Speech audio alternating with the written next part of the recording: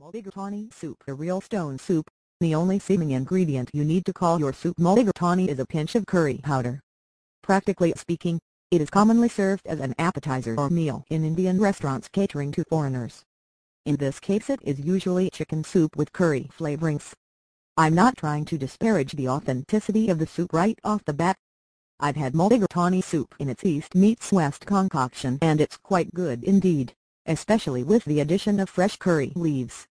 If you're ambitious enough to serve an Indian meal, you can make mulligatawny soup into a wonderful appetizer, something along the lines of the Thai Tom Yam Kung.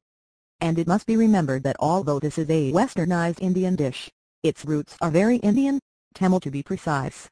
Noting that the British enjoy the soup as an appetizer, mulligatawny soup is basically just a watered-down curry, and there is no such thing in India as curry anyway, though that is another story.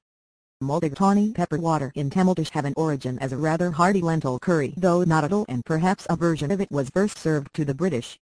Noting the fondness for meat by the British, undoubtedly the lentils were replaced by chicken, but the name was left in. I've never cooked the lentil version of the dish, though recipes are available should you want to have a go at it. I do enjoy cooking the restaurant chicken version of this delicious soup, and I regard it as much Indian as I do sweet and sour pork Chinese, another westernized creation.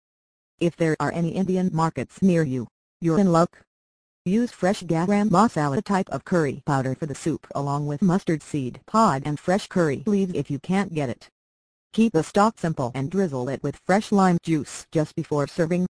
Additions of rice, coconut milk, and almonds are very good as well. If you want a heart mulligatawny soup, a real stone soup, the only seeming ingredient you need to call your soup mulligatawny is a pinch of curry powder.